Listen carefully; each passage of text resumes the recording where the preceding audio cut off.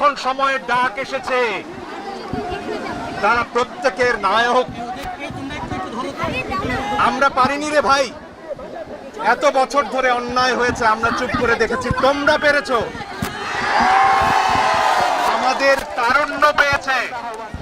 নজরুল বহু আগে বলে গিয়েছিলেন, বৃদ্ধ সাবধানী হইতে পারে না কভু তোমাদের নেতা। তোমাদের মাঝে আছে নেতা, তোমাদের মাঝে আছে বীর সব্যসাচী। বন্ধুরা, এই মঞ্চ থেকেই আন্দোলনের পরবর্তী সব কর্মসূচি ঘোষণা করা হবে। এই শহীদ মিনার এখন বাংলার প্রাণের কেন্দ্র। আমাদের নেতারা আলোচনা করছেন, আমাদের সমন্বয়করা আলোচনা করছেন, তারাই আমাদের নেতা, তারা সিদ্ধান্ত নেবেন, তারুণ্য সিদ্ধান্ত নেবেন।